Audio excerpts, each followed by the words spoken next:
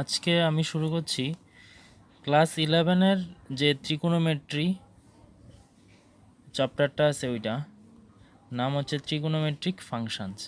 তো এটা যে অঙ্কগুলো আছে ওইটা করতে গেলে আমরা আগে এটা সম্বন্ধে কিছু ধারণা বা এটার সম্বন্ধে বেসিক কিছু ধারণা আগে দেখে নিই কী কী আছে ওইটার মধ্যে।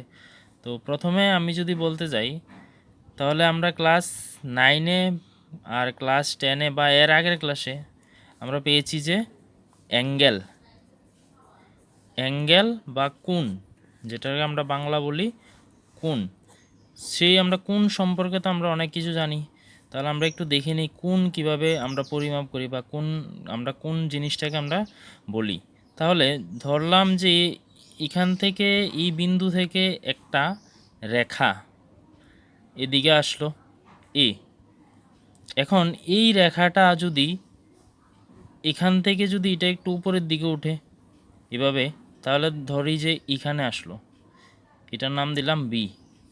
তাহলে এই রেখাটা প্রথমে যে এটার প্রারম্ভিক অবস্থান, যেটাকে আমরা বলি রেখাটা আগে যে জায়গাতে আসলো মানে যেটা প্রারম্ভিক বিন্দু, ওইখান থেকে এটা রেখাটার একটু ঘুরিয়ে যদি আমি নিই, তাহলে এই রেখাটা যদি এখানে যায় অন্তিম বিন্দুতে, তাহলে এখান থেকে এখানে ছিল, এখন এখান থেকে এখানে আসছে।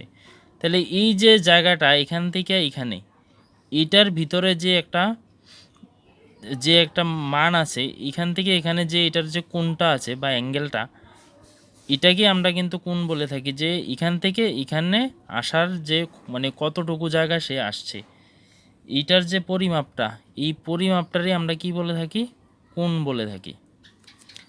এখন আমি যদি বলি এই কোণ আমরা কিভাবে পরিমাপ করি, কোণ পরিমাপ আমরা সাধারণত ক্লাস 9-এ আর ক্লাস 10-এ আমরা কি পেয়েছি, ত্রিকোণমিতির মধ্যে ডিগ্রি পেয়েছি, ডিগ্রি। তাহলে কোণ আমরা কীভাবে পরিমাপ করতাম, ডিগ্রিতে পরিমাপ করতাম। আচ্ছা, এখন এটা যদি এই একটা রেখা এখান থেকে এখানে গেছে, এই যে এটার মধ্যে যে দূরত্বটা আছে, এটাই তো আমরা বলি কোণ। যে ঘূর্ণন, এই রেখাটা যে এখান থেকে ঘুরে এখানে গেল এই প্রারম্ভিক বিন্দুর সাপেক্ষে, তাহলে এই ঘূর্ণনের যে পরিমাপটা, এটাই হচ্ছে আমাদের কোণ। এখন এটা দুই রকমের হতে পারে, একটা ধনাত্মক আর একটা ঋণাত্মক। যদি এই কোণটা যদি এখান থেকে যদি উপরের দিকে যায়, তাহলে এটাকে আমরা কি বলি, এটাকে আমরা বলি ধনাত্মক। আর যদি এটা এখান থেকে যদি নিচের দিকে চলে আসে এইভাবে, তাহলে এই যে কোণটা আছে এটাও তো একটা কোণ, তো এটাকে আমরা বলি ঋণাত্মক,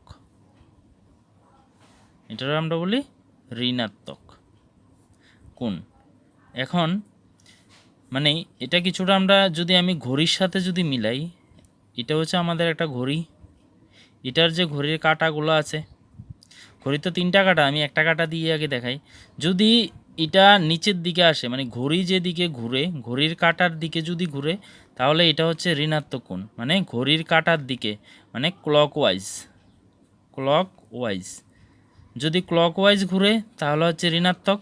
আর যদি ঘড়ির কাঁটার উল্টো দিকে ঘুরে, যদি কোণগুলার পরিমাপ ঘড়ির কাঁটার উল্টো দিকে হয়, ওই দিকে যদি ঘড়ির কাঁটার উল্টো দিকে হয়, তাহলে আমরা এটাকে বলি অ্যান্টি ক্লকওয়াইজ। তাহলে কোন সময় ধনাত্মক আর কোন সময় ঋণাত্মক হবে, যদি ঘড়ির কাঁটার উল্টো দিকে ঘুরে তাহলে হবে ধনাত্মক, আর যদি ঘড়ির কাঁটার দিকে ঘুরে, যেটাকে আমরা ক্লকওয়াইজ বলি, তাহলে এটাকে বলা হয় ঋণাত্মক কোণ।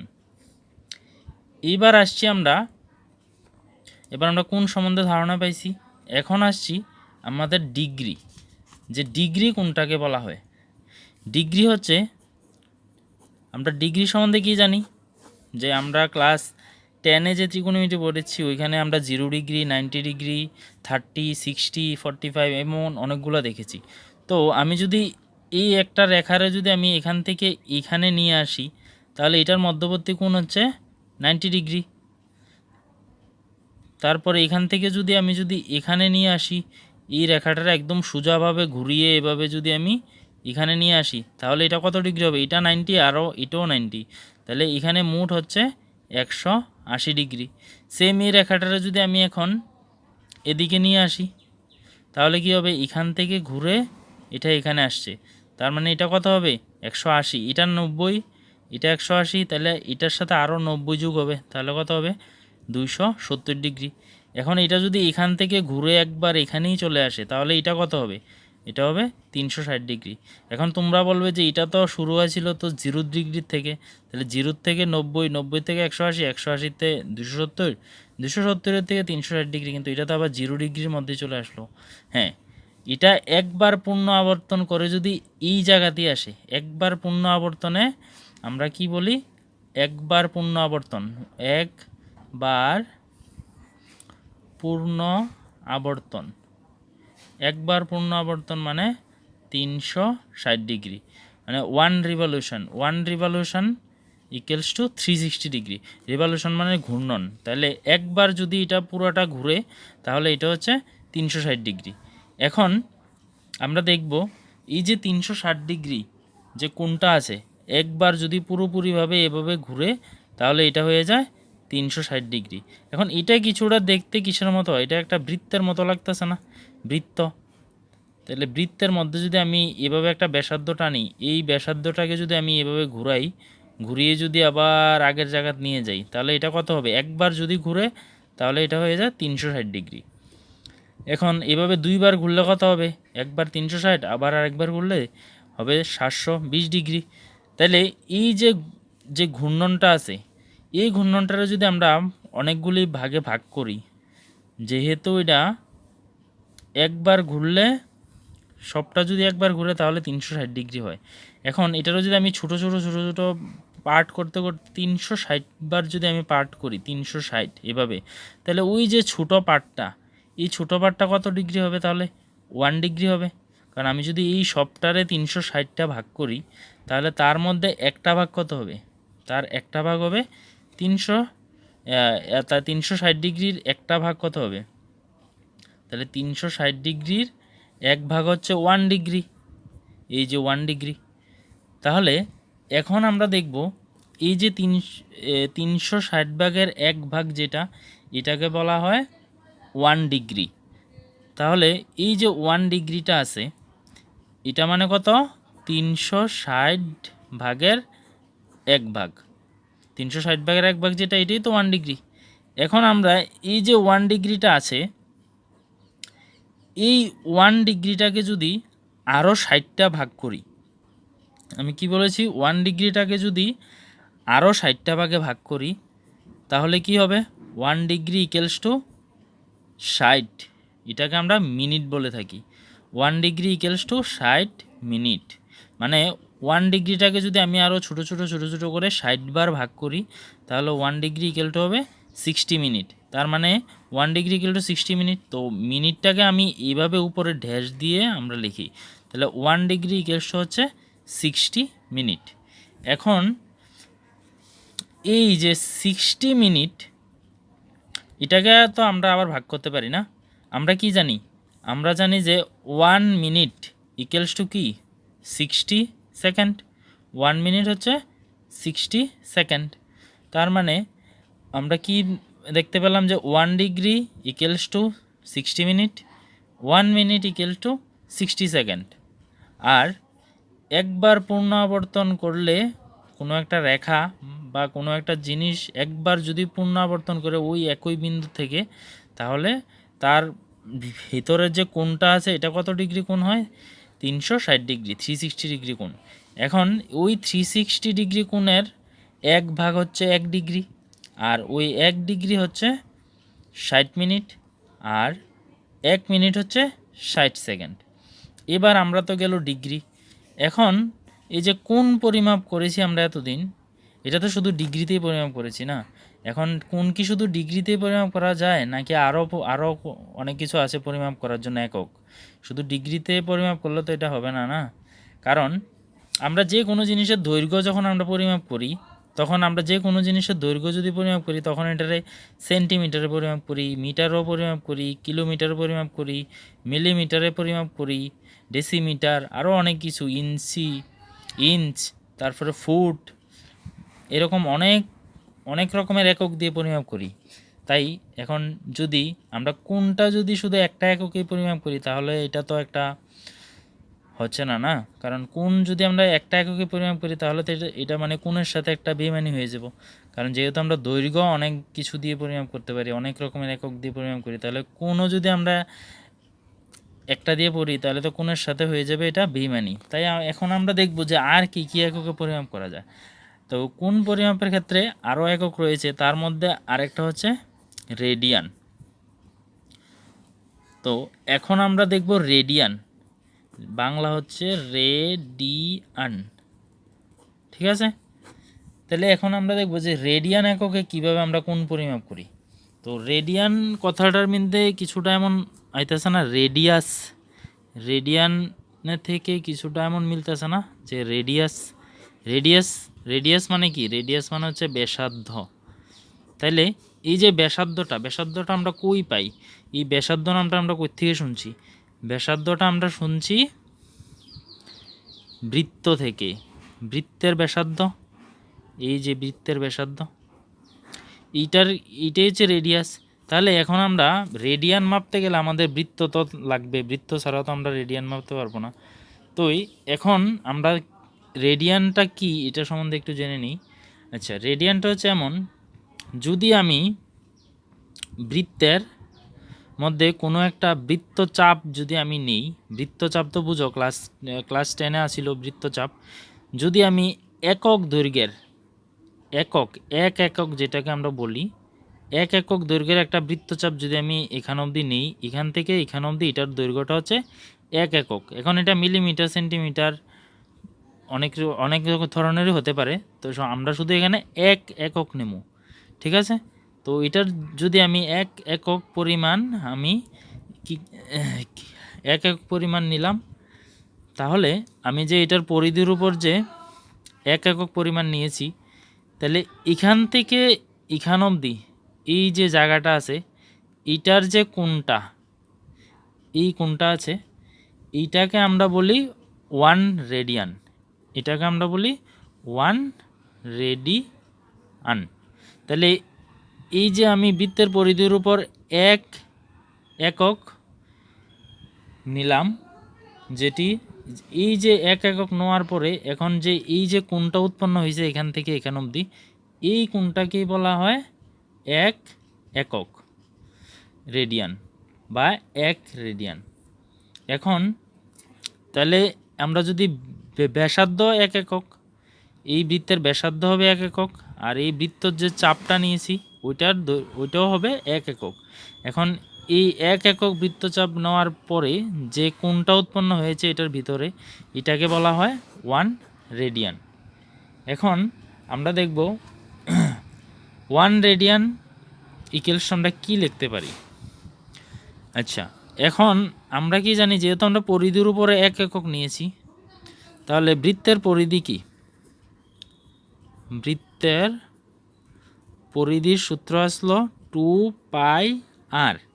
এখন যদি এক একক ব্যাসার্ধ বিশিষ্ট বৃত্ত, এক একক ব্যাসার্ধ হচ্ছে এক একক, তাহলে ব্যাসার্ধ যদি এক একক হয় তাহলে বৃত্তের পরিধিটা কত হবে, বৃত্তের পরিধি,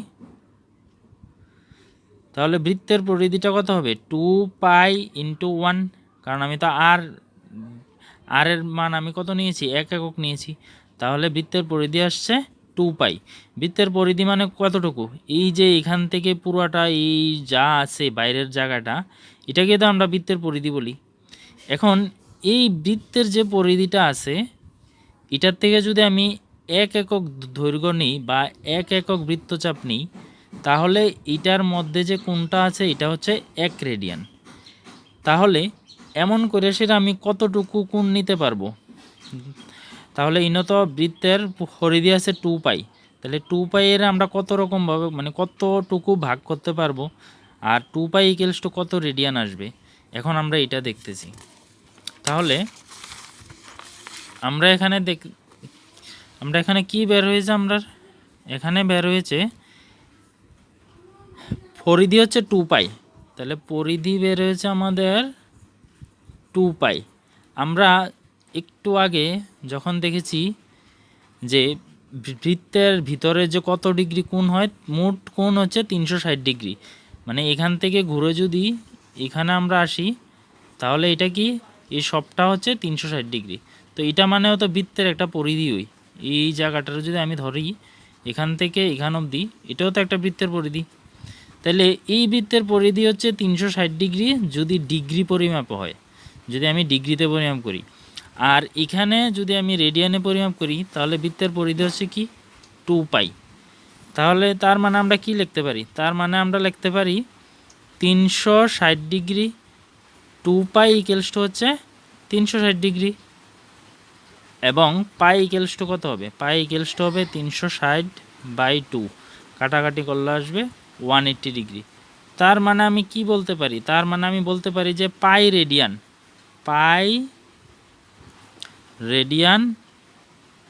ইকুয়ালস টু কত, পাই রেডিয়ান ইকুয়ালস টু 180 ডিগ্রি। হ্যাঁ, এইটাই আমরা ক্লাস 10-এ আমরা পেয়েছি, যে আমরা ক্লাস 10-এ যখন ট্রিগোনোমেট্রি করতাম তখন আমরা এমন দেখেছি না, যে 30 ডিগ্রিরে লেখা হয় পাই/6, 45 ডিগ্রিরে লেখা হয় পাই/4, তারপরে 60 ডিগ্রিরে লেখা হয় পাই/3, 90 ডিগ্রিরে লেখা হয় পাই/2। তার মানে এটা আমরা কি, এটা মানে আমরা ডিগ্রির থেকে আর রেডিয়ানে লেখা হয়েছে। এগুলো হচ্ছে ডিগ্রি পরিমাপ, এটা হচ্ছে রেডিয়ান পরিমাপ। তাহলে রেডিয়ানটাকে আমরা কি দিয়ে লিখতে হয়, রেডিয়ানটা লিখতে হয় পাই দিয়ে। তার মানে পাই রেডিয়ান সমান সমান কত ডিগ্রি আসে, 180 ডিগ্রি। এখন তুমি যদি পাই/2 করো তাহলে কত আসবে, 180/2, তাহলে হচ্ছে 90 ডিগ্রি। তার মানে এবার বোঝা গেল তো যে এটা কোথা থেকে আসলো। তাহলে পাই রেডিয়ান সমান সমান হচ্ছে 180 ডিগ্রি। এবার যাই, আর 2 পাই রেডিয়ান সমান সমান কত, 2 পাই রেডিয়ান সমান সমান 360 ডিগ্রি। তার মানে একটা বৃত্তচাপ যদি আমি সবটা বৃত্তচাপের মধ্যবর্তী যে কোণটা আছে এটার মান যদি আমি ডিগ্রিতে বলি, ডিগ্রিতে হচ্ছে 360 ডিগ্রি, আর রেডিয়ান হচ্ছে 2 পাই রেডিয়ান, আর পাই রেডিয়ান হচ্ছে 180 ডিগ্রি। এখন রেডিয়ান আর ডিগ্রির মধ্যে একটা সম্পর্ক আছে, ওইটা আমাদের জানতে লাগবে। তাহলে রেডিয়ান আর ডিগ্রির মধ্যে যে সম্পর্ক আছে ওইটা আমরা একটু দেখে নিই। ওইটা হচ্ছে এমন যে, আমি আরেকবার বৃত্ত একটা আঁকি। এখানে বৃত্তের ব্যাসার্ধ 1 ইউনিট, 1 একক। এখন আমি যদি এখান থেকে এখানে যদি বৃত্তচাপটা যদি 1 একক না নিয়ে আসি, আমি যদি 2 একক নিই, 2 একক বৃত্তচাপ নিই, তাহলে এটার মধ্যে যে কোণটা উৎপন্ন করবে এই কোণটা কত হবে, এই কোণটার আমি নাম দিলাম থিটা, আর এটা হচ্ছে 2 একক। তাহলে এই যে 2 একক ব্যাসার্ধটা, 2 একক যে বৃত্তচাপটা আছে এটার নাম দিলাম আমি এল, এই সবটার নাম হচ্ছে এল। তাহলে আর বৃত্তের ব্যাসার্ধ কি, বৃত্তের ব্যাসার্ধ 4, এটা আমরা জানি।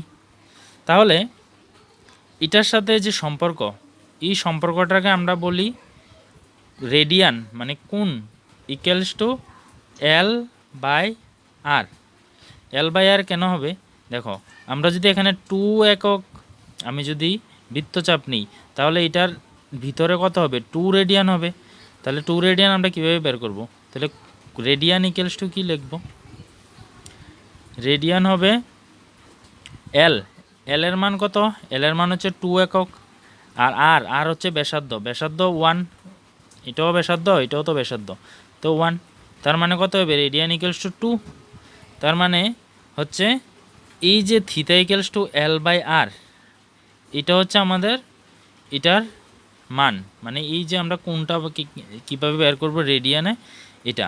তাহলে এখান থেকে আমরা যত একক বৃত্তচাপ নেব সেটাই হবে আমাদের কোণ।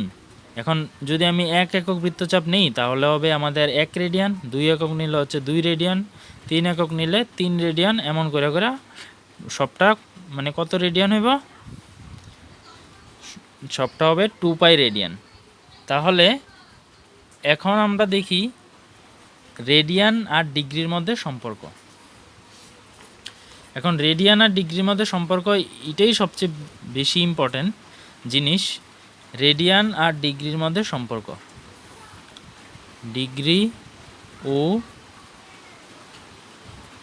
রেডিয়ানের মধ্যে সম্পর্ক।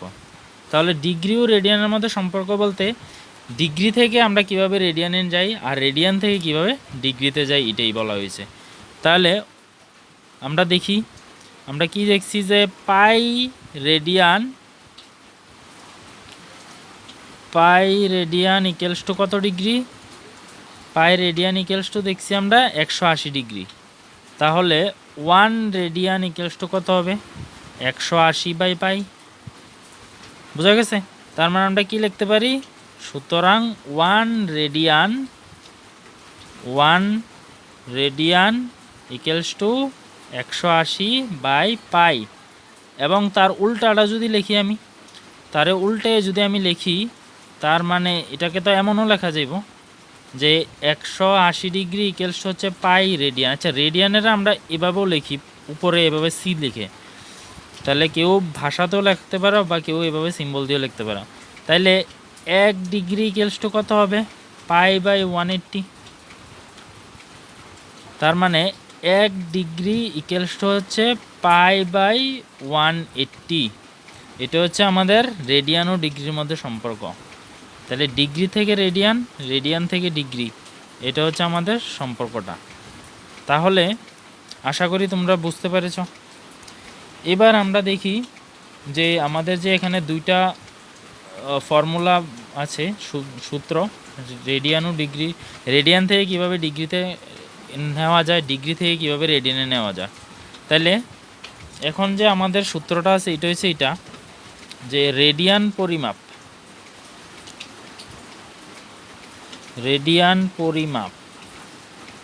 ইকুয়ালস টু হচ্ছে পাই বাই 180 ইন্টু ডিগ্রি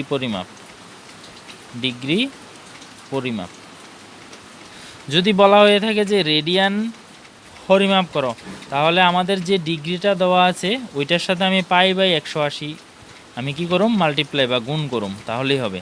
আর এটা হচ্ছে ডিগ্রি পরিমাপ। ডিগ্রি পরিমাপটা কি? এটা পরিমাপ হবে। আচ্ছা, ডিগ্রি পরিমাপটা এটার উল্টাটা, এটা হবে 180 বাই পাই ইন্টু রেডিয়ান পরিমাপ। তাহলে আমাদের এই দুইটা সূত্র এখন আমাদের কাজে লাগবে। তাহলে এটা মনে রাখার সহজ টেকনিকটা হচ্ছে রেডিয়ান পরিমাপ আমি যদি রেডিয়ানে নিতে যাই তাহলে আমাদের উপরে থাকবে পাই আর নিচে থাকবে 180। আর যদি ডিগ্রিতে নিতে যাই তাহলে উপরে থাকবে 180, কারণ এটা তো ডিগ্রিতে আছে। তাহলে আমাদের সোজা হিসাব হচ্ছে রেডিয়ান বললে উপরে আসবে রেডিয়ানেরটা, মানে পাই আসবে, আর ডিগ্রি বললে উপরে আসবে ডিগ্রিরটা, মানে 180 ডিগ্রি আসবে। তাহলে এই দুইটা সূত্র খুব বেশি কাজে লাগবে, কারণ এই দুইটা থেকে আমাদের এক্সামে আসবে যে ডিগ্রি, রেডিয়ান থেকে ডিগ্রিতে পরিমাপ করো, ডিগ্রি থেকে রেডিয়ানে পরিমাপ করো। মানে যে আমরা যে একটা যে একক থেকে আরেকটা এককে নিয়ে যাই, যেমন আমরা আগে পড়ছি না যে সেন্টিমিটার থেকে মিটারে কিভাবে যাই, বা মিটার থেকে সেন্টিমিটারে কিভাবে আসি, ওই এটাও এরকম রেডিয়ান থেকে ডিগ্রিতে পরিমাপ, ডিগ্রি থেকে রেডিয়ানে পরিমাপ। তাহলে এটা হচ্ছে আমাদের যে প্রথম অনুশীলনীর ভিতরে যা যা আছে এটা সম্পর্কে একটা ধারণা। তো এখন আমরা নেক্সট ভিডিওতে কি করব? নেক্সট ভিডিওতে আমরা অনুশীলনীটা সবটা করে নেব। তো তোমরা যদি ভিডিওটা ভালো লাগে থাকে তাহলে তোমাদের বন্ধুদের মধ্যে শেয়ার করে দিও, আর আমার চ্যানেলটাকে সাবস্ক্রাইব করে দিও। তাহলে আজকে এইটুকুই।